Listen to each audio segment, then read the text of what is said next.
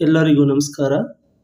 ಸೈಕಾಲಜಿಯ ಮತ್ತೊಂದು ವಿಡಿಯೋಗೆ ತಮಗೆಲ್ಲರಿಗೂ ಪ್ರೀತಿಪೂರ್ವಕ ಸ್ವಾಗತ.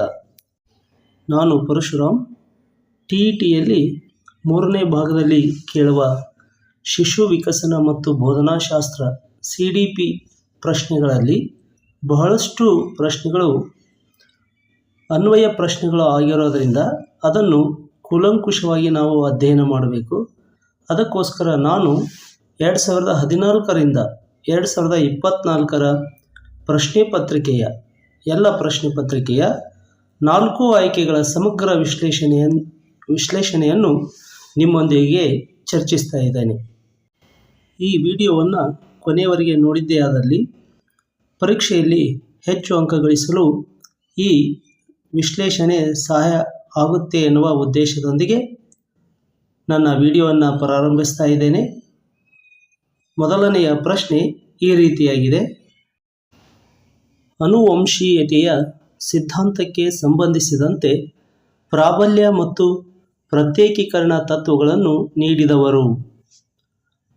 ಮೊದಲನೆಯ ಆಯ್ಕೆ ಗ್ಯಾಲ್ಟನ್, ಎರಡನೆಯ ಆಯ್ಕೆ ಮೆಂಡಲ್, ಮೂರನೆಯ ಆಯ್ಕೆ ಡಾರ್ವಿನ್, ನಾಲ್ಕನೆಯ ಆಯ್ಕೆ ಮೆಂಡಲ್. ಇದಕ್ಕೆ ಸರಿಯಾದ ಉತ್ತರ ಎರಡನೆಯ ಆಯ್ಕೆ ಮೆಂಡಲ್. ಈತನ ಪೂರ್ಣ ಹೆಸರು ಗ್ರೆಗರ್ ಮೆಂಡಲ್. ಈತ ಅನುವಂಶೀಯತೆಯ ಬಗ್ಗೆ ಅಧ್ಯಯನ ಮಾಡಿದ್ದರಿಂದ ಈತನನ್ನು ಅನುವಂಶೀಯತೆಯ ಪಿತಾಮಹ ಅಥವಾ ತಳಿಶಾಸ್ತ್ರದ ಪಿತಾಮಹ ಅಂತ ಕರೆಯಲಾಗುತ್ತೆ. ಈತ ತನ್ನ ಪ್ರಯೋಗಕ್ಕೆ ಬಟಾಣಿ ಸಸ್ಯವನ್ನು ಬಳಸಿಕೊಂಡ. ಅದರ ಮೇಲೆ ಅನೇಕ ಪ್ರಯೋಗಗಳನ್ನು ಮಾಡಿ ನಿಯಮಗಳನ್ನು ರಚನೆ ಮಾಡಿದ. ಅದರಲ್ಲಿ ಪ್ರಮುಖವಾದಂತಹ ನಿಯಮ ಅಥವಾ ತತ್ವ ಪ್ರಾಬಲ್ಯ ತತ್ವ ಮತ್ತು ಪ್ರತ್ಯೇಕೀಕರಣ ತತ್ವ. ಪ್ರಾಬಲ್ಯ ತತ್ವ ಅಂದರೆ ವಿರುದ್ಧ ಗುಣಗಳು ಉಳ್ಳಂತಹ ಸಸ್ಯಗಳನ್ನು ಸಂಕರಣ ಮಾಡಿದಾಗ ಅದರಲ್ಲಿ ಯಾವುದಾದರೂ ಒಂದು ಗುಣ ಮಾತ್ರ ಪ್ರಾಬಲ್ಯ ಬೀರುತ್ತೆ. ಇದನ್ನು ಪ್ರಾಬಲ್ಯ ತತ್ವ ಅಂತ ಕರೆಯಲಾಗುತ್ತೆ. ಉದಾಹರಣೆಗೆ, ಒಂದು ಎತ್ತರವಾದ ಸಸ್ಯ ಮತ್ತು ಕುಬ್ಜ ಸಸ್ಯ ಎರಡನ್ನೂ ಸಂಕರಿಸಿದಾಗ ಆ ಸಸ್ಯ ಎತ್ತರವಾಗಿ ಬೆಳೆದರೆ ಎತ್ತರದ ಗುಣ ಪ್ರಾಬಲ್ಯ ಬೀರಿದೆ ಅಂತ ಅರ್ಥ, ಅಥವಾ ಆ ಸಸ್ಯ ಕುಬ್ಜವಾಗಿ ಬೆಳೆದರೆ ಕುಬ್ಜತೆಯ ಗುಣ ಪ್ರಾಬಲ್ಯ ಬೀರಿದೆ ಎನ್ನುವ ಅರ್ಥವನ್ನು ಕೊಡುತ್ತೆ. ಹಾಗೆಯೇ ಪ್ರತ್ಯೇಕೀಕರಣ ತತ್ವ ಎಂದರೆ ಜೀವಕೋಶಗಳು ವಿಭಜನೆ ಆಗುವಾಗ ಗುಣಾಣುಗಳು ಅಂದರೆ ಜೀನ್ಗಳು ಪ್ರತ್ಯೇಕೀಕರಣ ಆಗುತ್ತವೆ, ಪ್ರತ್ಯೇಕವಾಗ್ತವೆ. ಇದನ್ನು ಪ್ರತ್ಯೇಕೀಕರಣ ತತ್ವ ಎಂದು ಕರೆಯಲಾಗುತ್ತೆ. ನಂತರದ ಆಯ್ಕೆ ಗಾಲ್ಟನ್, ಅಂದರೆ ಪೂರ್ಣ ಹೆಸರು ಫ್ರಾನ್ಸಿಸ್ ಗಾಲ್ಟನ್. ಈತ ಅನುವಂಶೀಯತೆ ಮತ್ತು ಪರಿಸರವನ್ನು ಪ್ರಕೃತಿ ಅಥವಾ ಅದನ್ನು ಸ್ವಭಾವ ಮತ್ತು ಪೋಷಣೆ ಎಂದು ಕರೆದಿದ್ದಾನೆ. ಅಂದರೆ ಪ್ರಕೃತಿ ಪಾಲನೆ ಎನ್ನುವ ನುಡಿಗಟ್ಟನ್ನು ಪ್ರಸಿದ್ಧಗೊಳಿಸಿದ. ಅಂದರೆ ಇಂಗ್ಲೀಷ್ನಲ್ಲಿ ಅದನ್ನು ನೇಚರ್ ವರ್ಸಸ್ ನರ್ಚರ್ ಎಂದು ಕರೀತಾರೆ. ನೆಕ್ಸ್ಟ್ ಆಯ್ಕೆ ಚಾರ್ಲ್ಸ್ ಡಾರ್ವಿನ್. ಈತ ಒಂದು ಕೃತಿಯನ್ನು ರಚಿಸ್ತಾನೆ. ಆ ಕೃತಿಯ ಹೆಸರು on the origin of species ಅಂತ. ಅದರಲ್ಲಿ ಅವನು ಜೀವ ವಿಕಾಸ ಸಿದ್ಧಾಂತವನ್ನು ಮಂಡಿಸಿದ. ಆ ಜೀವ ವಿಕಾಸ ಸಿದ್ಧಾಂತದಲ್ಲಿ ಹೇಳ್ತಾನೆ, ನಿಸರ್ಗ ತನಗೆ ಬೇಕಾದ್ದನ್ನು ಮಾತ್ರ ಆಯ್ಕೆ ಮಾಡಿಕೊಳ್ಳುತ್ತೆ ಅಂತ. ಅದನ್ನು ನೈಸರ್ಗಿಕ ಆಯ್ಕೆ ಅಥವಾ ನ್ಯಾಚುರಲ್ ಸೆಲೆಕ್ಷನ್ ಎಂದು ಕರೆದ. ಈ ನ್ಯಾಚುರಲ್ ಸೆಲೆಕ್ಷನಿನ ಮೂಲಕ ಜೀವ ವಿಕಾಸ ಆಗುತ್ತೆ ಅಂತ ಹೇಳ್ತಾನೆ. ನಾಲ್ಕನೆಯ ಆಯ್ಕೆ ಲಾಮಾರ್ಕ್ ವಾದವನ್ನು ಪ್ರತಿಪಾದಿಸಿದ. ಇದರಲ್ಲಿ ಅವನು ಬಳಕೆಯಾಗುವ ಮತ್ತು ಬಳಕೆಯಾಗದೇ ಇರುವ ನಿಯಮವನ್ನು ಪ್ರತಿಪಾದಿಸ್ತಾನೆ. ಅಂದರೆ ಯಾವ ಅಂಗಗಳನ್ನು ಬಳಸ್ತಾ ಹೋಗ್ತೀವೋ ಆ ಅಂಗಗಳು ಬಲಗೊಳ್ತಾ ಹೋಗ್ತವೆ, ಯಾವ ಅಂಗಗಳನ್ನು ನಾವು ಬಳಸುವುದಿಲ್ಲವೋ ಆ ಅಂಗಗಳು ಸಣ್ಣದಾಗುತ್ತವೆ ಅಥವಾ ಅಳಿದು ಹೋಗುತ್ತವೆ ಅಂತ ಹೇಳಿದ. ಇದಕ್ಕೆ ಅವನು ಕೊಡ್ತಕ್ಕಂಥ ಉದಾಹರಣೆ, ಜಿರಾಫೆ ತನ್ನ ಕತ್ತನ್ನು ಬಳಸಿ ಎತ್ತರದ ಮರಗಳ ಮೇಲಿನ ಸೊಪ್ಪನ್ನು ತಿನ್ನುತ್ತಾ ಇದ್ದುದರಿಂದ ಅದರ ಕತ್ತು ದೊಡ್ಡದಾಯಿತು. ಅದೇ ರೀತಿಯಾಗಿ ಉಷ್ಟ್ರ ಪಕ್ಷಿ ತನ್ನ ರೆಕ್ಕೆಗಳನ್ನು ಬಳಸದೇ ಇದ್ದುದರಿಂದ ಅದರ ರೆಕ್ಕೆಗಳು ಕ್ಷೀಣಿಸಿವೆ ಅಥವಾ ಸಣ್ಣದಾಗಿವೆ ಎನ್ನುವ ವಾದವನ್ನು ಮಂಡಿಸಿದ. ಈಗ ಎರಡನೇ ಪ್ರಶ್ನೆ, ಅದು ಹೀಗಿದೆ. ಬಾಲ್ಯಾವಸ್ಥೆಯಲ್ಲಿ ಬೆಳವಣಿಗೆ ಮತ್ತು ವಿಕಾಸದ ದರ ಅಂತ. ಒಂದನೇ ಆಪ್ಷನ್ ಪೂರ್ವ ಬಾಲ್ಯಾವಸ್ಥೆಯಲ್ಲಿ ವೇಗವಾಗಿರುತ್ತೆ, ಉತ್ತರ ಬಾಲ್ಯಾವಸ್ಥೆಯಲ್ಲಿ ನಿಧಾನವಾಗಿರುತ್ತೆ. ಎರಡನೇ ಆಪ್ಷನ್ ಇದಕ್ಕೆ ವಿರುದ್ಧವಾಗಿದೆ. ಪೂರ್ವ ಬಾಲ್ಯಾವಸ್ಥೆಯಲ್ಲಿ ನಿಧಾನ, ಉತ್ತರ ಬಾಲ್ಯಾವಸ್ಥೆಯಲ್ಲಿ ವೇಗವಾಗಿರುತ್ತೆ ಅಂತ. ಮೂರನೆಯ ಆಯ್ಕೆ ಪೂರ್ವ ಮತ್ತು ಉತ್ತರ ಬಾಲ್ಯಾವಸ್ಥೆಗಳಲ್ಲಿ ಎರಡರಲ್ಲಿಯೂ ಕೂಡ ಸಮನಾಗಿರುತ್ತೆ. ನಾಲ್ಕನೇದು ಪೂರ್ವ ಮತ್ತು ಬಾಲ್ಯಾವಸ್ಥೆ ಎರಡರಲ್ಲಿಯೂ ನಿಧಾನವಾಗಿರುತ್ತೆ ಅಂತ. ಇದಕ್ಕೆ ಸರಿಯಾದ ಉತ್ತರ ಮೊದಲನೆಯ ಆಯ್ಕೆ, ಪೂರ್ವ ಬಾಲ್ಯಾವಸ್ಥೆಯಲ್ಲಿ ವೇಗವಾಗಿದ್ದು ಉತ್ತರ ಬಾಲ್ಯಾವಸ್ಥೆಯಲ್ಲಿ ನಿಧಾನವಾಗಿರುತ್ತದೆ. ಬಾಲ್ಯಾವಸ್ಥೆಯನ್ನು ನಾವು ಎರಡು ಭಾಗ ಮಾಡ್ತೀವಿ. ಒಂದು ಪೂರ್ವ ಬಾಲ್ಯಾವಸ್ಥೆ ಮತ್ತು ಉತ್ತರ ಬಾಲ್ಯಾವಸ್ಥೆ ಅಂತ. ಪೂರ್ವ ಬಾಲ್ಯಾವಸ್ಥೆ 2ನೇ ವರ್ಷದಿಂದ ಪ್ರಾರಂಭವಾಗಿ 6ನೇ ವರ್ಷಕ್ಕೆ ಮುಗಿಯುತ್ತೆ. ಉತ್ತರ ಬಾಲ್ಯಾವಸ್ಥೆ 6ನೇ ವರ್ಷದಿಂದ ಪ್ರಾರಂಭವಾಗಿ 12ನೇ ವರ್ಷಕ್ಕೆ ಮುಗಿಯುತ್ತೆ. ಹರ್ಲಾಕ್ ಎನ್ನುವ ಮನೋವಿಜ್ಞಾನಿ ಮಾನವನ ವಿಕಾಸ ಮತ್ತು ಬೆಳವಣಿಗೆಯನ್ನು 11 ಹಂತಗಳಲ್ಲಿ ವಿಂಗಡಿಸಿದ್ದಾನೆ. ಅದರಲ್ಲಿ ನಮಗೆ ಪ್ರಮುಖವಾಗಿ ಬರ್ತಕ್ಕಂಥ ಹಂತಗಳು ಶೈಶವಾವಸ್ಥೆ, ಪೂರ್ವ ಬಾಲ್ಯಾವಸ್ಥೆ, ಉತ್ತರ ಬಾಲ್ಯಾವಸ್ಥೆ ಮತ್ತು ತಾರುಣ್ಯಾವಸ್ಥೆ. ಇವುಗಳ ಬಗ್ಗೆ ನಾವು ಅಧ್ಯಯನ ಮಾಡಲೇಬೇಕು. ಯಾಕಂತಂದರೆ ಇದೇ ಭಾಗದ ಮೇಲೆ ಬಹಳಷ್ಟು ಪ್ರಶ್ನೆಗಳು ಬರೋದರಿಂದ ಇವುಗಳನ್ನು ನಾವು ಸರಿಯಾಗಿ ಅಧ್ಯಯನ ಮಾಡಿದರೆ ಯಾವುದೇ ಪ್ರಶ್ನೆಯನ್ನು ನಾವು ಮಿಸ್ ಮಾಡೋದಕ್ಕೆ ಸಾಧ್ಯ ಇಲ್ಲ. ಈಗ ನಾವು ಈ ಹಂತಗಳಲ್ಲಿ ವಿಕಾಸ ಮತ್ತು ಬೆಳವಣಿಗೆ ಯಾವ ರೀತಿ ಇರುತ್ತೆ ಅಂದರೆ, ಅದರಲ್ಲಿ ಬಹಳಷ್ಟು ಸಲ ರಿಪೀಟ್ ಆದಂಥ ಪ್ರಶ್ನೆ ಯಾವುದಂತಂದರೆ, ಬೆಳವಣಿಗೆ ಮತ್ತು ವಿಕಾಸ ಜೀವಿಯ ಮಾನವನ ಮೊದಲ ವರ್ಷಗಳಲ್ಲಿ ಅತಿ ವೇಗವಾಗಿರುತ್ತೆ. ಅಂದರೆ ಹಸುಳೆತನದಲ್ಲಿ ವಿಕಾಸ ಅತಿ ವೇಗವಾಗಿರುತ್ತೆ. ಆದರೆ ಪೂರ್ವ ಬಾಲ್ಯಾವಸ್ಥೆಗೆ ಮತ್ತು ಹಸುಳೆತನಕ್ಕೂ ಹೋಲಿಸಿದರೆ ನಾವು ಹಸುಳೆತನದಲ್ಲಿ ಬೆಳವಣಿಗೆ ಮತ್ತು ವಿಕಾಸ ವೇಗವಾಗಿರುತ್ತದೆ ಅಂತ ಹೇಳಬೇಕು.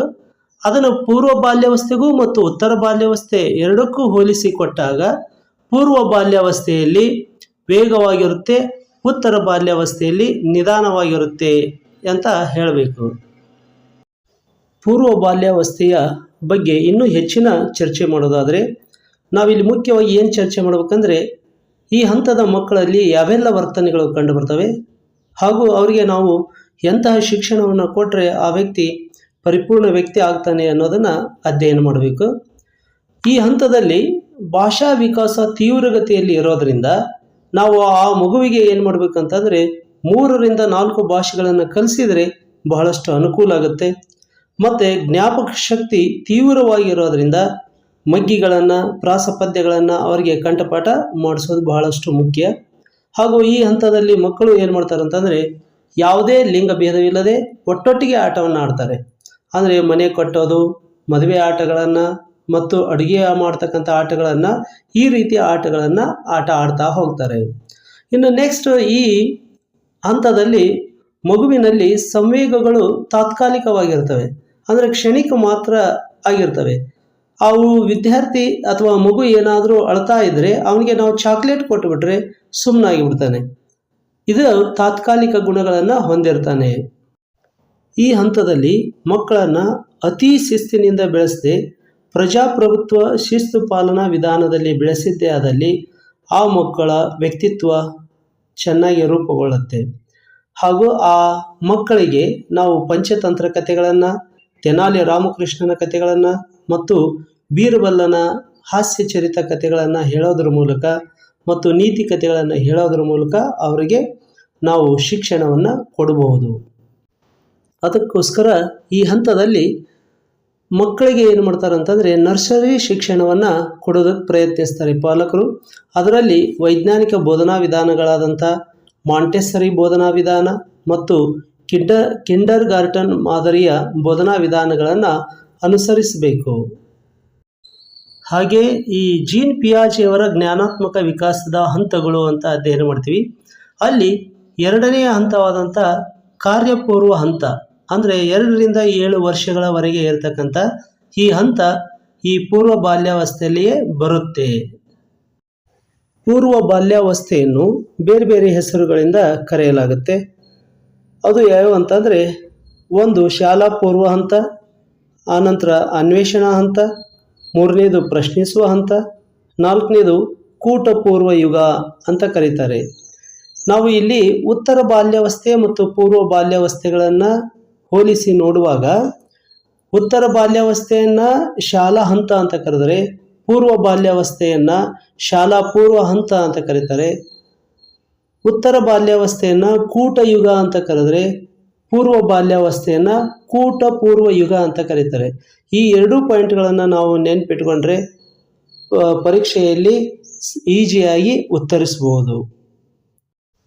ಪೂರ್ವ ಬಾಲ್ಯಾವಸ್ಥೆಯ ಬಗ್ಗೆ ನಾವು ಡಿಟೇಲ್ ಆಗಿ ಚರ್ಚೆ ಮಾಡಿದ್ವಿ. ಈಗ ನಾವು ನೆಕ್ಸ್ಟ್ ಪ್ರಶ್ನೆಗೆ ಹೋಗೋಣ. ನೆಕ್ಸ್ಟ್ ಪ್ರಶ್ನೆ ಹೀಗಿದೆ: ವಿಕಾಸಾತ್ಮಕ ಕಾರ್ಯಗಳಲ್ಲಿ ಸೂಕ್ತ ಲಿಂಗ ಪಾತ್ರಗಳ ಕಲಿಕೆಯ ಹಂತ. ನೋಡ್ರಿ, ಸರಿಯಾಗಿ ಇನ್ನೊಂದ್ಸಲ ಪ್ರಶ್ನೆಯನ್ನು ಓದೋಣ. ಸೂಕ್ತ ಲಿಂಗ ಪಾತ್ರಗಳು ಅಂತ ಐತಿ. ಅಂದರೆ ಸೂಕ್ತ ಲಿಂಗ ಅಂದರೆ ಪುರುಷರಂತೆ ವರ್ತಿಸೋದು ಮತ್ತು ಸ್ತ್ರೀಯರಂತೆ ವರ್ತಿಸ್ತಕ್ಕಂಥದ್ದು. ಇದನ್ನು ನಾವು ಸೂಕ್ತ ಲಿಂಗ ಪಾತ್ರ ಅಂತ ಕರಿತೀವಿ. ಈ ಕಲಿಕೆ ಯಾವ ಹಂತದಲ್ಲಿ ಆಗುತ್ತೆ ಅಂತ ಕೇಳಿದ್ದಾರೆ ಪ್ರಶ್ನೆ. ಅದಕ್ಕೆ ಆಪ್ಷನ್ ಈ ರೀತಿಯಾಗಿದ್ದಾವೆ. ಒಂದನೇದು ಪೂರ್ವ ಬಾಲ್ಯಾವಸ್ಥೆ, ಎರಡನೇದು ಉತ್ತರ ಬಾಲ್ಯಾವಸ್ಥೆ, ಮೂರನೇದು ಪೂರ್ವ ತಾರುಣ್ಯಾವಸ್ಥೆ, ನಾಲ್ಕನೇದು ಉತ್ತರ ತಾರುಣ್ಯಾವಸ್ಥೆ. ಇದಕ್ಕೆ ಸರಿಯಾದ ಉತ್ತರ ಬಾಲ್ಯಾವಸ್ಥೆ. ನೋಡ್ರಿ, ಹಿಂದಿನ ಪ್ರಶ್ನೆ ಪೂರ್ವ ಬಾಲ್ಯಾವಸ್ಥೆಯ ಬಗ್ಗೆ ಇದ್ದರೆ ಈ ಪ್ರಶ್ನೆ ಉತ್ತರ ಬಾಲ್ಯಾವಸ್ಥೆಯ ಬಗ್ಗೆ ಇದೆ. ಅಂದರೆ ನಾವು ಉತ್ತರ ಬಾಲ್ಯಾವಸ್ಥೆ ಮತ್ತು ಪೂರ್ವ ಬಾಲ್ಯಾವಸ್ಥೆಯನ್ನು ಸರಿಯಾಗಿ ಅಧ್ಯಯನ ಮಾಡಿಬಿಟ್ರೆ ಬಹಳಷ್ಟು ಪ್ರಶ್ನೆಗಳಿಗೆ ಉತ್ತರಿಸಬಹುದು. ಮತ್ತು ಈ TETಗೆ ಮುಖ್ಯವಾಗಿ ಈ ಬಾಲ್ಯಾವಸ್ಥೆಯ ಮೇಲೇ ಅನೇಕ ಪ್ರಶ್ನೆಗಳು ಬರೋದರಿಂದ ಈ ಬಾಲ್ಯಾವಸ್ಥೆಯನ್ನು, ಉತ್ತರ ಬಾಲ್ಯಾವಸ್ಥೆ ಮತ್ತು ಪೂರ್ವ ಬಾಲ್ಯಾವಸ್ಥೆಯನ್ನು ನಾವು ಚೆನ್ನಾಗಿ ಓದಿಕೊಳ್ಳೇಬೇಕು. ನಾವು ಈ ಹಿಂದೆ ಹೇಳಿದ ಹಾಗೆ ಉತ್ತರ ಬಾಲ್ಯಾವಸ್ಥೆಯ ಅವಧಿ 6 ವರ್ಷದಿಂದ ಪ್ರಾರಂಭವಾಗಿ 12 ವರ್ಷಕ್ಕೆ ಮುಗಿಯುತ್ತೆ. ಇನ್ನು ಈ ವಯಸ್ಸಿನಲ್ಲಿ ಕಂಡುಬರುವ ಪ್ರಮುಖ ಲಕ್ಷಣಗಳು ಏನು? ಪ್ರಮುಖವಾಗಿ ಲಕ್ಷಣಗಳು ಏನಂತಂದರೆ, ಹುಡುಗರಿಗಿಂತ ಎತ್ತರ ಮತ್ತು ತೂಕಗಳಲ್ಲಿ ಹೆಚ್ಚಿರ್ತಾರೆ. ಮತ್ತು ಈ ಪ್ರಶ್ನೆಯನ್ನು, ಈ ಪಾಯಿಂಟನ್ನು ನಾವು ಮುಖ್ಯವಾಗಿ ನೆನಪಿಡಲೇಬೇಕು. ಯಾಕಂತಂದರೆ ಎಲ್ಲ ಹಂತಗಳಲ್ಲಿ ಹುಡುಗರೇ ಎತ್ತರ ಮತ್ತು ತೂಕಗಳಲ್ಲಿ ಹೆಚ್ಚಿದ್ದರೆ ಉತ್ತರ ಬಾಲ್ಯಾವಸ್ಥೆಯಲ್ಲಿ ಮಾತ್ರ ಹುಡುಗರಿಗಿಂತ ಎತ್ತರ ಮತ್ತು ತೂಕಗಳಲ್ಲಿ ಹೆಚ್ಚಿರ್ತಾರೆ. ನೆಕ್ಸ್ಟ್ ಲಕ್ಷಣ ಏನಂತಂದರೆ, ಈ ವಯಸ್ಸಿನಲ್ಲಿ ಅಂದರೆ ಈ ಹಂತದಲ್ಲಿ ಹಲ್ಲುಗಳು ಅಂದರೆ ಹಾಲು ಹಲ್ಲುಗಳು ಎಲ್ಲವೂ ಉದುರಿ ಶಾಶ್ವತ ಹಲ್ಲುಗಳು ಮೂಡ್ತವೆ. ಅದು ಶಾಶ್ವತ ಹಲ್ಲುಗಳ ಸಂಖ್ಯೆ 28 ಇರುತ್ತೆ. ನಂತರ ವಯಸ್ಸಿನ 4 ಹಲ್ಲುಗಳು ಬರುತ್ತವೆ. ಈ ಹಂತದಲ್ಲಿ ಮಕ್ಕಳು ಬರೆಯೋದನ್ನು, ಈಜೋದನ್ನು, ಸೈಕಲ್ ಸವಾರಿ ಮಾಡೋದನ್ನು ಕಲಿಯಬಲ್ಲರು. ಆದ್ದರಿಂದ ನಾವು ಅವರಿಗೆ ಆ ವಯಸ್ಸಿನಲ್ಲಿ ಈ ಕೌಶಲ್ಯಗಳನ್ನು ಕಲಿಸಿದರೆ ಅವು ಶಾಶ್ವತವಾಗಿ ಮರೆತು ಹೋಗಲ್ಲ. ಮತ್ತು ಈ ವಯಸ್ಸನ್ನು, ಈ ಹಂತವನ್ನು ನಾವು ಮೊದಲೇ ಹೇಳಿದ್ವಿ ಕೂಟಯುಗ ಎಂದು ಕರೀತಾರೆ ಅಂತ. ಇದನ್ನು ಕೂಟಯುಗ ಅಂತ ಕರೀತಾರೆ. ಪೂರ್ವ ಬಾಲ್ಯಾವಸ್ಥೆಯನ್ನು ಕೂಟಪೂರ್ವ ಯುಗ ಅಂತ ಕರೀತಾರೆ. ಪ್ರಮುಖ ಲಕ್ಷಣ ಮತ್ತೊಂದು ಯಾವುದಂದರೆ, ತಮ್ಮ ಲಿಂಗದ ಸಮವಯಸ್ಕರ ಗುಂಪುಗಳನ್ನು ರಚಿಸಿಕೊಳ್ಳುವುದು. ಅಂದರೆ ಹುಡುಗರೊಂದಿಗೆ ಸೇರಿ ಗುಂಪನ್ನು ರಚಿಸಿಕೊಂಡ್ರೆ ಹುಡುಗಿಯರೊಂದಿಗೆ ಸೇರಿ ತಮ್ಮ ಗುಂಪುಗಳನ್ನು ರಚಿಸಿಕೊಳ್ತಾರೆ. ಅಂದರೆ ಫ್ರೆಂಡ್ಸ್ ಗ್ರೂಪ್ ರಚನೆ ಆಗುತ್ತವೆ. ಇನ್ನು ಮತ್ತೊಂದು ಲಕ್ಷಣ ಯಾವುದಂತಂದರೆ, ಸೂಕ್ತ ಲಿಂಗ ಪಾತ್ರಗಳನ್ನು ನಿರ್ವಹಿಸುವುದನ್ನು ಕಲಿಯುತ್ತಾರೆ. ಇಲ್ಲಿ ಬಂತು ನೋಡಿ. ಸೂಕ್ತ ಲಿಂಗ ಪಾತ್ರಗಳು ಅಂದರೆ ಹುಡುಗರು ಪುರುಷರಂತೆ ಅಥವಾ ಪುರುಷರ ಕೆಲಸಗಳನ್ನು ಮಾಡೋದಕ್ಕೆ ಉತ್ಸುಕರಾದರೆ ಹುಡುಗಿಯರು ಸ್ತ್ರೀಯರ ಕೆಲಸಗಳನ್ನು ಮಾಡೋದಕ್ಕೆ ಉತ್ಸುಕರಾಗ್ತಾರೆ. ಇದೇ ಸೂಕ್ತ ಲಿಂಗ ಪಾತ್ರವನ್ನು ನಿರ್ವಹಿಸುವುದು. ಉತ್ತರ ಬಾಲ್ಯಾವಸ್ಥೆಯನ್ನು ಪೋಷಕರು ತೊಂದರೆಯನ್ನುಂಟು ಮಾಡುವ ಹಂತ, ಜಗಳಗಂಟಿತನ ಹಂತ ಅಂತ ಕರೆದರೆ ಶಿಕ್ಷಣ ತಜ್ಞರು ಇದನ್ನು ಪ್ರಾಥಮಿಕ ಶಾಲಾ ಹಂತ ಅಂತ ಕರೀತಾರೆ. ಇದನ್ನು ನಾವು ಮೊದಲೇ ಹೇಳಿದ್ವಿ. ಮತ್ತು ಮನೋವಿಜ್ಞಾನಿಗಳು ಈ ಹಂತವನ್ನು ಕೂಟಯುಗ ಅಂತ ಕರೀತಾರೆ ಅಂತ ನಾವು ಈ ಹಿಂದೆನೂ ಕೂಡ ಹೇಳಿದ್ವಿ. ಮತ್ತು ಈ ಹಂತವನ್ನು ಅನುಸರಣೆಯ ಹಂತ, ಸೃಜನಶೀಲ ಹಂತ ಎಂದು ಕರೆಯಲಾಗುತ್ತೆ. ಅಂದರೆ ಇಲ್ಲಿ ಮಕ್ಕಳು ಅನುಕರಣೆ ಮಾಡ್ತಾ ಇರ್ತಾರೆ. ಪೂರ್ವ ಬಾಲ್ಯಾವಸ್ಥೆಗೂ ಮತ್ತು ಉತ್ತರ ಬಾಲ್ಯಾವಸ್ಥೆಯಲ್ಲೂ ಎರಡರಲ್ಲೂ ಕೂಡ ಅನುಕರಣೆ ಮಾಡ್ತಾ ಇರ್ತಾರೆ.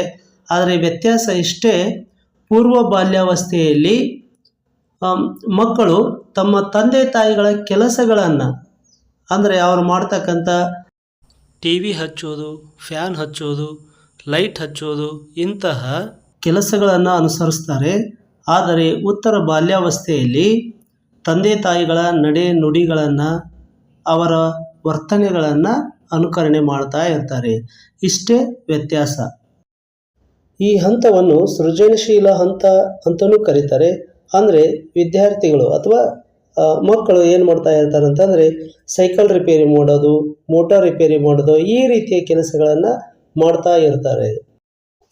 ಇನ್ನು ಉತ್ತರ ಬಾಲ್ಯಾವಸ್ಥೆಯಲ್ಲಿ ಈ ಮಕ್ಕಳಿಗೆ ಶಿಕ್ಷಣವನ್ನು ಯಾವ ರೀತಿಯಾಗಿ ಕೊಡಬೇಕು ಅಂತಂದರೆ, ಪ್ರಮುಖವಾಗಿ ದೈಹಿಕ ಚಟುವಟಿಕೆಗಳನ್ನು ಒಳಗೊಂಡಿರ್ತಕ್ಕಂಥ ಗುಂಪು ಆಟಗಳಿಗೆ, ಅಂದರೆ ಕಬಡ್ಡಿ, ಖೋ ಖೋ, ವಾಲಿಬಾಲ್ ಈ ರೀತಿಯ ಆಟಗಳಿಗೆ ಹೆಚ್ಚು ಒತ್ತನ್ನು ಕೊಡಬೇಕು. ಆನಂತರ ಈ ಮಕ್ಕಳಿಗೋಸ್ಕರ ಶೈಕ್ಷಣಿಕ ಪ್ರವಾಸಗಳನ್ನು ಏರ್ಪಡಿಸಬೇಕು. ಯಾಕಂದರೆ ಅವು ಪ್ರತ್ಯಕ್ಷ ಅನುಭವ ಅವರಿಗೆ ಆಗಲೇಬೇಕು. ಆನಂತರ ಶಾಲೆಯಲ್ಲಿ ಲೈಬ್ರರಿಗಳಲ್ಲಿ ಆಸಕ್ತಿ ಮೂಡಿಸುವಂತಹ ಪುಸ್ತಕಗಳನ್ನು ಇಟ್ಟಿರಬೇಕು. ಮತ್ತು ನಾವು ಶಿಕ್ಷಕರಾದಂಥವರು ಈ ಮಕ್ಕಳೊಡನೆ ಉತ್ತಮ ಬಾಂಧವ್ಯವನ್ನು ಬೆಳೆಸ್ಕೊಳ್ಬೇಕು. ಇವರ ಪ್ರೀತಿ ಮತ್ತು ವಿಶ್ವಾಸವನ್ನು ಗಳಿಸ್ಕೊಂಡು ಬಿಟ್ಟರೆ ಆ ವಿದ್ಯಾರ್ಥಿಗಳು ತಮ್ಮ ವೈಯಕ್ತಿಕ ಸಮಸ್ಯೆಗಳನ್ನು ನಮ್ಮ ಜೊತೆ ಚರ್ಚೆ ಮಾಡ್ತಾರೆ. ಇದರಿಂದ ನಾವು ಅವರಿಗೆ ಸೂಕ್ತವಾದ ಮಾರ್ಗದರ್ಶನ ಮತ್ತು ಸಲಹೆಯನ್ನು ಕೊಡೋದಕ್ಕೆ ಅನುಕೂಲ ಆಗುತ್ತೆ. ಈ ಎರಡೂ ಪ್ರಶ್ನೆಗಳಿಂದಾಗಿ ಪೂರ್ವ ಬಾಲ್ಯಾವಸ್ಥೆ ಮತ್ತು ಉತ್ತರ ಬಾಲ್ಯಾವಸ್ಥೆಯ ಬಗ್ಗೆ ಸಂಪೂರ್ಣವಾದ ಮಾಹಿತಿಯನ್ನು ಒದಗಿಸಿದ್ದೇನೆ ಅಂತ ಭಾವಿಸ್ತಾ ಮುಂದಿನ ಪ್ರಶ್ನೆಗೆ ಹೋಗ್ತೇನೆ. ಮುಂದಿನ ಪ್ರಶ್ನೆ, ಈ ಕೆಳಗಿನವುಗಳಲ್ಲಿ ಯಾವುದು ಜ್ಞಾನಾತ್ಮಕ ಬೆಳವಣಿಗೆಯ ಅಂಶವಲ್ಲ? ನೋಡ್ರಿ, ಎಲ್ಲ ಏನು ಅಂತಂದರೆ ಈ ಬೆಳವಣಿಗೆ ಮತ್ತು ವಿಕಾಸ ಅನ್ನುವಂತಹ ಅಧ್ಯಾಯದ ಮೇಲೆಯೇ ಪ್ರಶ್ನೆಗಳು ಬಂದಿರೋದ್ರಿಂದ ನಾವು ಈ ಅಧ್ಯಾಯವನ್ನು ಚೆನ್ನಾಗಿ ತಿಳ್ಕೊಳ್ಳೇಬೇಕು. ಇವು ಎಲ್ಲವೂ ಪೂರ್ವ ಬಾಲ್ಯಾವಸ್ಥೆ, ಉತ್ತರ ಬಾಲ್ಯಾವಸ್ಥೆ ಇವೆಲ್ಲವೂ ಇದೇ ಪಾಠದಲ್ಲಿ ಬರ್ತವೆ. ಬೆಳವಣಿಗೆ ಮತ್ತು ವಿಕಾಸವನ್ನು ನಾವು 5 ರೀತಿಯಾಗಿ ನೋಡ್ತೀವಿ. ಒಂದನೇದು ಭೌತಿಕ ವಿಕಾಸ, ಎರಡನೇದು ಬೌದ್ಧಿಕ ವಿಕಾಸ, ಮೂರನೇದು ಸಾಮಾಜಿಕ ವಿಕಾಸ, ನಾಲ್ಕನೇದು ಭಾವನಾತ್ಮಕ ವಿಕಾಸ, ಐದನೇದು ನೈತಿಕ ವಿಕಾಸ ಅಂತ. ಈಗ ನಾವು ಇವುಗಳನ್ನು ಒಂದೊಂದಾಗಿ ನೋಡ್ತಾ ಹೋಗೋಣ. ಮೊದಲನೇದು ಭೌತಿಕ ಅಥವಾ ದೈಹಿಕ ವಿಕಾಸ. ಭೌತಿಕ ಅಂದರೆ ಕಣ್ಣಿಗೆ ಕಾಣೋದು ಅಂತ ಅರ್ಥ. ದೇಹದಲ್ಲಿ ಆಗ್ತಕ್ಕಂಥ ಬದಲಾವಣೆಗಳನ್ನು ಭೌತಿಕ ಬೆಳವಣಿಗೆ ಅಥವಾ ವಿಕಾಸ ಅಂತ ಕರಿತೀವಿ. ಉದಾಹರಣೆಗೆ ಎತ್ತರದಲ್ಲಿ ಹೆಚ್ಚಳ ಆಗೋದು, ತೂಕದಲ್ಲಿ ಹೆಚ್ಚಳ ಆಗೋದು, ಮುಖ ಚಹರೆಯಲ್ಲಿ ಬದಲಾವಣೆಗಳಾಗೋದು, ಮತ್ತು ಈ ದೈಹಿಕ ಚಟುವಟಿಕೆಗಳಾದಂತಹ ಜಿಗಿಯೋದು, ನೆಗೆಯೋದು, ಹಾರುವುದು, ಎಸೆಯುವುದು ಮತ್ತು ಬಾಲನ್ನು ಹಿಡಿಯುವುದು ಹಾಗೂ ಭಾರವನ್ನು ಎತ್ತುವುದು, ಇವು ಎಲ್ಲ ಭೌತಿಕ ಬೆಳವಣಿಗೆ ಮತ್ತು ವಿಕಾಸದಲ್ಲಿ ಬರ್ತವೆ. ಇನ್ನು ನಾವು ನೆಕ್ಸ್ಟು ಬೌದ್ಧಿಕ ಬೆಳವಣಿಗೆ ಮತ್ತು ವಿಕಾಸಕ್ಕೆ ಹೋಗೋಣ. ಇದನ್ನು ನಾವು ಬೌದ್ಧಿಕ ಅಂತಲೂ ಕರಿತೀವಿ, ಜ್ಞಾನಾತ್ಮಕ ಅಂತಲೂ ಕರಿತೀವಿ. ಬೆಳವಣಿಗೆ ಅಂದರೂ ಒಂದೇ, ವಿಕಾಸ ಅಂದರೂ ಒಂದೇ, ಅಂದರೆ ಸ್ವಲ್ಪ ವ್ಯತ್ಯಾಸವನ್ನು ಮಾತ್ರ ಹೊಂದಿರುತ್ತೆ. ಬೆಳವಣಿಗೆ ದೈಹಿಕವಾಗಿ ಕಂಡುಬಂದರೆ ವಿಕಾಸ ಮಾನಸಿಕವಾಗಿ ಇರುತ್ತೆ. ಅದರ ಬಗ್ಗೆ ಮತ್ತೆ ನಾವು ಪ್ರಶ್ನೆ ಬಂದಾಗ ಡಿಟೇಲ್ ಆಗಿ ಚರ್ಚೆ ಮಾಡೋಣ ಅಂತ. ಇಲ್ಲಿ ಪ್ರಶ್ನೆ ಏನು ಕೇಳಿದಾರಂದರೆ, ಈ ಕೆಳಗಿನವುಗಳಲ್ಲಿ ಯಾವುದು ಜ್ಞಾನಾತ್ಮಕ ಬೆಳವಣಿಗೆಯ ಅಂಶವಲ್ಲ ಅಂತ ಕೇಳಿದ್ದಾರೆ. ಅಂದರೆ ಈ ದೇಹದಾರ್ಢ್ಯತೆಯ ಪ್ರಮಾಣದಲ್ಲಿ ಬದಲಾವಣೆ ಐತಲ್ಲ, ಇದು ಭೌತಿಕ ಬದಲಾವಣೆ, ಅಂದರೆ ದೇಹದಲ್ಲಾಗ್ತಕ್ಕಂಥ ಬದಲಾವಣೆ. ಆದ್ದರಿಂದ ಇದು ಜ್ಞಾನಾತ್ಮಕ ಬೆಳವಣಿಗೆಯ ಅಂಶವಲ್ಲ. ಇನ್ನು ಉಳಿದಂಥ 3 ಆಯ್ಕೆಗಳು ಕೂಡ ಜ್ಞಾನಾತ್ಮಕ ಬೆಳವಣಿಗೆಯ ಅಂಶಗಳಾಗಿವೆ. ಇನ್ನುಳಿದ ಜ್ಞಾನಾತ್ಮಕ ಅಂಶಗಳು ಯಾವುವು ಅಂದರೆ ಭಾಷಾ ಬೆಳವಣಿಗೆ, ಕಲಿಕೆ, ನೆನಪು, ಚಿಂತನೆ, ತರ್ಕ, ಸೃಜನಶೀಲತೆ, ಕಲ್ಪನಾಶಕ್ತಿ ಮತ್ತು ಪರಿಕಲ್ಪನಾ ಬೆಳವಣಿಗೆ. ಇವುಗಳು ಜ್ಞಾನಾತ್ಮಕ ವಿಕಾಸಕ್ಕೆ ಕಾರಣ ಆಗ್ತಕ್ಕಂಥ ಅಂಶಗಳು. ಇನ್ನು ನಾವು ಮೂರನೇದಾಗಿ ಭಾವನಾತ್ಮಕ ವಿಕಾಸದ ಅಂಶಗಳನ್ನು ನೋಡೋಣ. ಅವು ಯಾವುವು ಅಂತಂದರೆ ಸಂವೇದನೆ ಮತ್ತು ಗ್ರಹಿಕೆ ಅಥವಾ ಅನುಭವ, ಪ್ರೀತಿ, ಭಯ, ಕೋಪ, ನಗು, ಅಳು, ಅಸೂಯೆ, ಖಿನ್ನತೆ, ಕುತೂಹಲ, ಇವುಗಳನ್ನು ನಾವು ಸಂವೇಗಗಳು ಅಥವಾ ಭಾವನೆಗಳು ಅಂತ ಕರಿತೀವಿ. ಈ ಎಲ್ಲ ಅಂಶಗಳು ಭಾವನಾತ್ಮಕ ವಿಕಾಸದ ಮೇಲೆ ಬರ್ತವೆ. ಭಾವನಾತ್ಮಕ ವಿಕಾಸವಾಗಿದೆ ಅಂತ ಅಂದರೆ ಅದರ ಅರ್ಥ ಏನಂದರೆ ಈ ಎಲ್ಲ ಅಂಶಗಳ ಮೇಲೆ ಅವನಿಗೆ ನಿಯಂತ್ರಣ ಇರಬೇಕು. ನಿಯಂತ್ರಣ ಇದ್ದರೆ ಅವನು ಭಾವನಾತ್ಮಕವಾಗಿ ವಿಕಾಸ ಆಗಿದ್ದಾನೆ ಅಂತ ಅರ್ಥ. ಆ ನಿಯಂತ್ರಣ ಇರದೇ ಇದ್ದರೆ ಭಾವನಾತ್ಮಕವಾಗಿ ಅವನು ವಿಕಾಸ ಆಗಿಲ್ಲ ಅಂತ ಅರ್ಥ. ನಾಲ್ಕನೆಯ ಅಂಶ ಸಾಮಾಜಿಕ ವಿಕಾಸ, ಅಂದರೆ ಸ್ನೇಹಿತರೊಂದಿಗೆ ಆಟ ಆಡೋದು, ಸಂಬಂಧಗಳನ್ನು ಬೆಳೆಸೋದು, ಅವರಿಗೆ ಸಹಕಾರವನ್ನು ಕೊಡೋದು, ಸಹಬಾಳ್ವೆಯಿಂದ ಇರೋದು. ಈ ಎಲ್ಲ ಅಂಶಗಳು ಸಾಮಾಜಿಕ ವಿಕಾಸದಲ್ಲಿ ಬರ್ತವೆ. ಮನುಷ್ಯ ಸಮಾಜ ಜೀವಿ, ಹಾಗಾಗಿ ಅವನು ಸಮಾಜದೊಂದಿಗೆ ಈ ಸಂಬಂಧಗಳನ್ನು ಬೆಳೆಸಿ ತನ್ನ ಜೀವನವನ್ನು ಸುಗಮವಾಗಿ ನಡೆಸಬೇಕಾಗತ್ತೆ. ಇನ್ನು ಐದನೆಯದು ನೈತಿಕ ವಿಕಾಸ. ಅದರಲ್ಲಿ ಏನೇನು ಬರ್ತಾವೆ ಅಂತಂದರೆ ಪ್ರಾಮಾಣಿಕತೆ, ದಯೆ, ಧರ್ಮ, ಸೇವೆ, ವಿಧೇಯತೆ.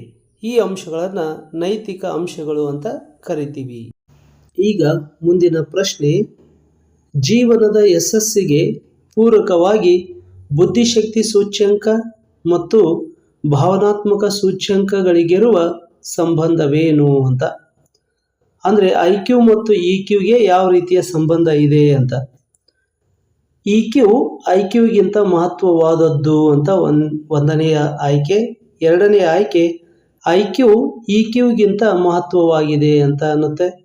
ಮೂರನೆಯ ಆಯ್ಕೆ EQ ಮತ್ತು IQ ಯಾವುದೂ ಪರಿಣಾಮ ಬೀರುವುದಿಲ್ಲ ಅಂತ ಹೇಳುತ್ತೆ. ನಾಲ್ಕನೆಯ ಆಯ್ಕೆ EQ ಮತ್ತು IQ ಎರಡೂ ಸಮಾನವಾದ ಪ್ರಭಾವವನ್ನು ಬೀರುತ್ತವೆ ಅಂತ ಹೇಳುತ್ತೆ. ಇದಕ್ಕೆ ಸರಿಯಾದ ಉತ್ತರ ಮೊದಲನೆಯ ಆಯ್ಕೆಯಾಗಿದೆ. ಅದು ಯಾವುದಂತಂದರೆ ಭಾವನಾತ್ಮಕ ಸೂಚ್ಯಂಕವು ಜ್ಞಾನಾತ್ಮಕ ಸೂಚ್ಯಂಕಕ್ಕಿಂತ ಅತ್ಯಂತ ಮಹತ್ವವಾದದ್ದು ಅಂತ. ಅಂದರೆ ಇಲ್ಲಿ ಸೂಚ್ಯಂಕಗಳಲ್ಲಿ 3 ರೀತಿಯ ಸೂಚ್ಯಂಕಗಳನ್ನು ಹೇಳ್ತಾರೆ. ಅವು ಯಾವ ಅಂತಂದರೆ ಬುದ್ಧಿಶಕ್ತಿ ಸೂಚ್ಯಂಕ, ಅದನ್ನು IQ ಅಂತ ಕರಿತೀವಿ. ಎರಡನೇದು ಭಾವನಾತ್ಮಕ ಸೂಚ್ಯಂಕ, ಅದನ್ನು EQ ಅಂತ ಕರಿತೀವಿ. ಮೂರನೇದು ಸಾಮಾಜಿಕ ಸೂಚ್ಯಂಕ, ಅದನ್ನು SQ ಅಂತ ಕರಿತೀವಿ. ಅತಿ ಹೆಚ್ಚು IQ ಇರತಕ್ಕಂಥ ವ್ಯಕ್ತಿ EQ ಮತ್ತು SQಗಳನ್ನು ಕಡಿಮೆ ಹೊಂದಿರ್ತಾನೆ. ಹೆಚ್ಚು EQ ಅನ್ನು ಹೊಂದಿರತಕ್ಕಂಥ ವ್ಯಕ್ತಿ ಮತ್ತು SQ ಅನ್ನು ಹೊಂದಿರತಕ್ಕಂಥ ವ್ಯಕ್ತಿ ಅವ ಏನಂತಂದ್ರೆ ಸಮಾಜದಲ್ಲಿ ಮುಂದೆ ಬರ್ತಾನೆ. ಅಂದರೆ ಅವನಿಗೆ ಸಮಾಜದ ಜೊತೆಗೆ ಹೇಗೆ ಹೊಂದ್ಕೊಳ್ಬೇಕು ಮತ್ತು ತನ್ನ ಭಾವನೆಗಳನ್ನು ಹೇಗೆ ನಿಯಂತ್ರಣದಲ್ಲಿ ಇಟ್ಕೊಳ್ಬೇಕು ಅನ್ನೋದು ಗೊತ್ತಿರುತ್ತೆ. ಆದ್ದರಿಂದ ಅವನು ಸಮಾಜದಲ್ಲಿ ಉನ್ನತ ಸ್ಥಾನಕ್ಕೆ ಏರ್ತಾನೆ. ಇಲ್ಲಿ ನಾವು IQ ಅಂದರೆ ಇಂಟೆಲಿಜೆನ್ಸ್ ಕ್ವೋಷೆಂಟ್, EQ ಅಂದರೆ ಎಮೋಷನಲ್ ಕ್ವೋಷೆಂಟ್, SQ ಅಂದರೆ ಸೋಷಿಯಲ್ ಕ್ವೋಷೆಂಟ್ ಅಂತ. ಕನ್ನಡದಲ್ಲಿ ಒಂದು ಮಾತಿದೆ, ಬುದ್ಧಿವಂತ ಜಗತ್ತನ್ನು ಆಳುತ್ತಾನೆ, ಆದರೆ ಹೃದಯವಂತರ ಜಗತ್ತನ್ನೇ ಗೆಲ್ಲುತ್ತಾನೆ ಅಂತ. ಬುದ್ಧಿವಂತ ಅಂದರೆ IQ ಹೊಂದಿರತಕ್ಕಂಥವನು, ಹೃದಯವಂತ ಅಂದರೆ EQ ಹೊಂದಿರತಕ್ಕಂಥ ವ್ಯಕ್ತಿ. ಮುಂದಿನ ಪ್ರಶ್ನೆ, ಥಾರ್ನ್ಡೈಕರ ಕಲಿಕೆಯ ನಿಯಮಗಳಲ್ಲಿ ಉಪಯೋಗ ಮತ್ತು ಅನುಪಯೋಗ ನಿಯಮ ಸಂಬಂಧಿಸಿರುವುದು.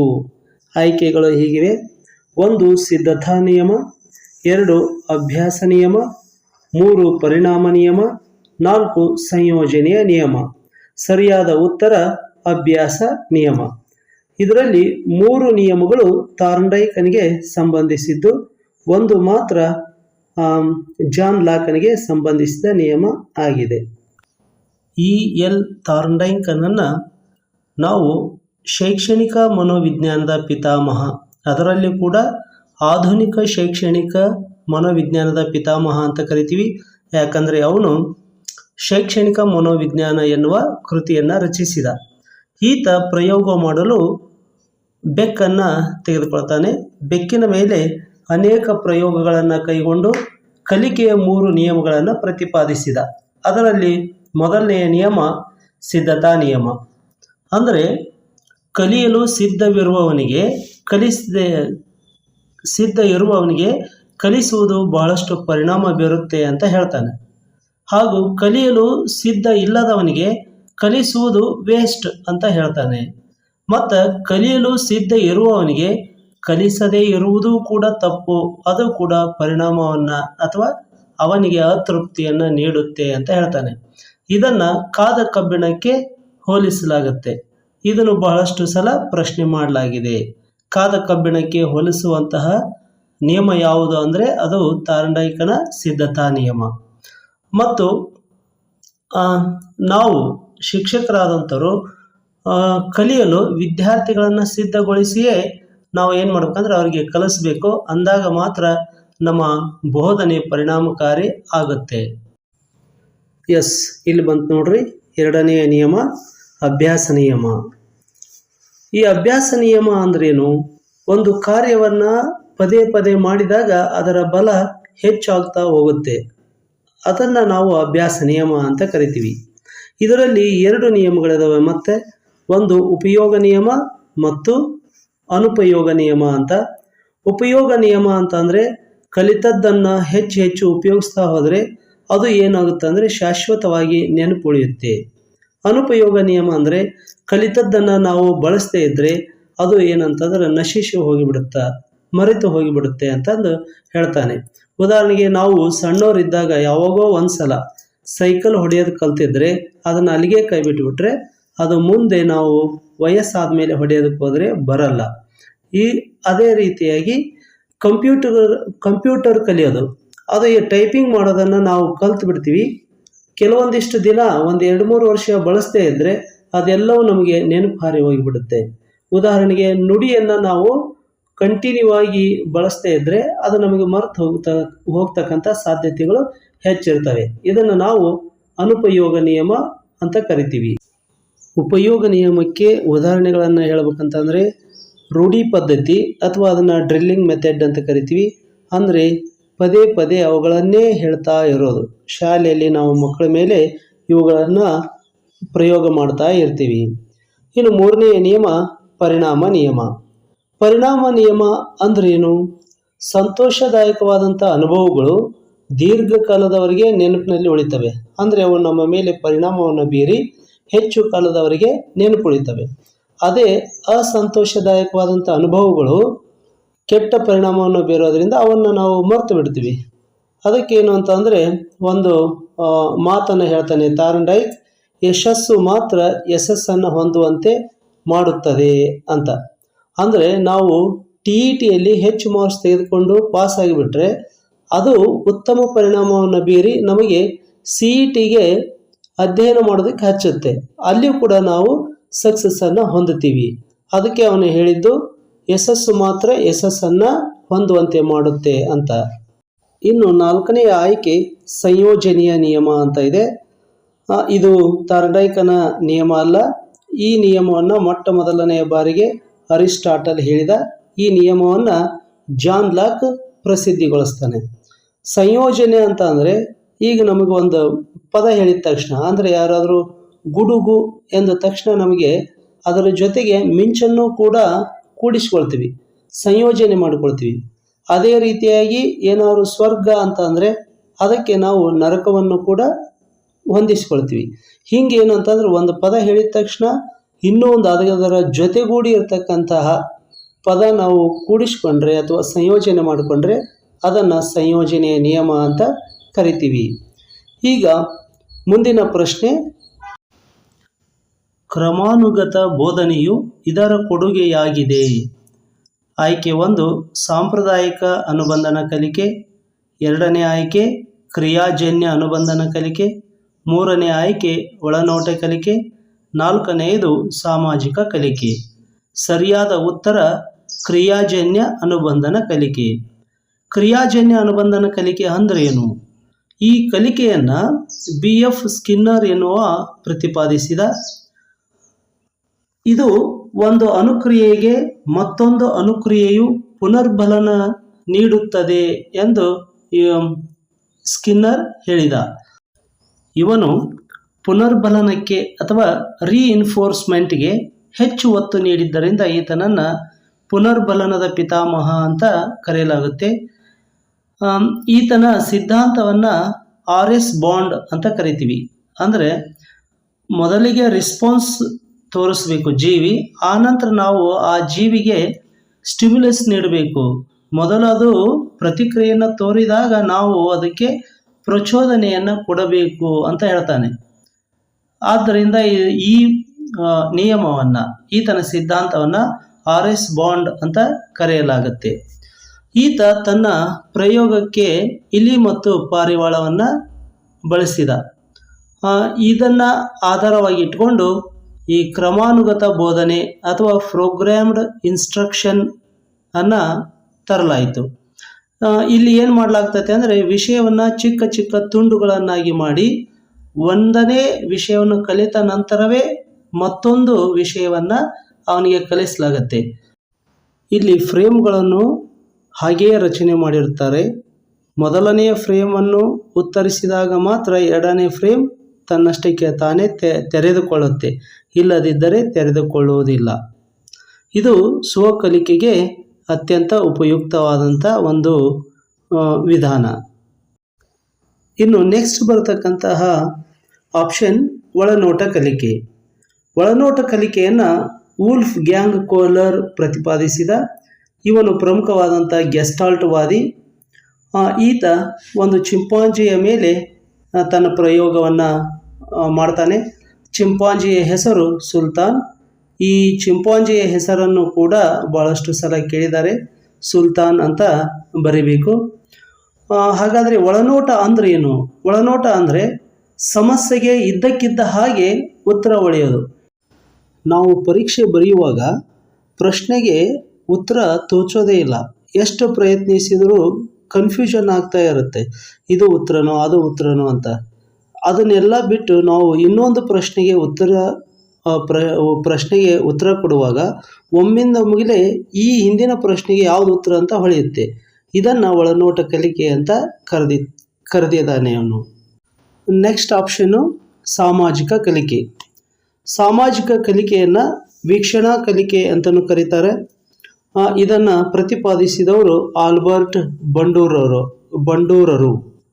ಆಲ್ಬರ್ಟ್ ಬಂಡೂರರು ಏನು ಹೇಳ್ತಾರೆ ಅಂತಂದರೆ, ಸಾಮಾಜಿಕ ಕಲಿಕೆಯನ್ನು ಮಾದರಿ ನಿರ್ಮಾಣ ತತ್ವ ಅಂತಲೂ ಸಹ ಕರೀತಾರೆ. ಈ ಆಲ್ಬರ್ಟ್ ಬಂಡೂರವರು ವರ್ತನಾವಾದಿಗಳಿಗೆ ವಿರುದ್ಧವಾದಂತಹ ಸಿದ್ಧಾಂತವನ್ನು ಮಂಡಿಸಿದರು. ಅಂದರೆ ಕಲಿಕೆ ಇದು ಬಂಧನಕ್ಕೆ ಒಳಪಡಿಸಿದಾಗ ಸಾಧ್ಯ ಆಗೋದಿಲ್ಲ, ಕಲಿಕೆ ಸಾಮಾಜಿಕ ಸನ್ನಿವೇಶದಲ್ಲಿ ಉಂಟಾಗುತ್ತದೆ ಅಂತಂದು ಮೊಟ್ಟ ಮೊದಲ ಬಾರಿಗೆ ಹೇಳಿದಂಥವ್ರು. ಅಂದರೆ ಮೊಟ್ಟ ಮೊದಲ ಬಾರಿಗೆ ಸಾಮಾಜಿಕ ಸನ್ನಿವೇಶದಲ್ಲಿ ಕಲಿಕೆ ಉಂಟಾಗುತ್ತೆ ಅಂತ ಪ್ರತಿಪಾದಿಸಿದಂತಹ ವ್ಯಕ್ತಿ ಈ ಆಲ್ಬರ್ಟ್ ಬಂಡೂರರವರು. ಮುಂದಿನ ಆಪ್ಷನ್ ಸೋಪಾದಿತ ಅನುಬಂಧಿತ ಕಲಿಕೆ ಅಂತ ಇದೆ. ಸೋಪಾದಿಕ ಅನುಬಂಧಿತ ಕಲಿಕೆಯನ್ನು ಪ್ರತಿಪಾದಿಸಿದವನು ಪಾವ್ಲೋವ್. ಈತನು ತನ್ನ ಪ್ರಯೋಗಕ್ಕೆ ಬಳಸಿದಂಥ ಪ್ರಾಣಿ ನಾಯಿ.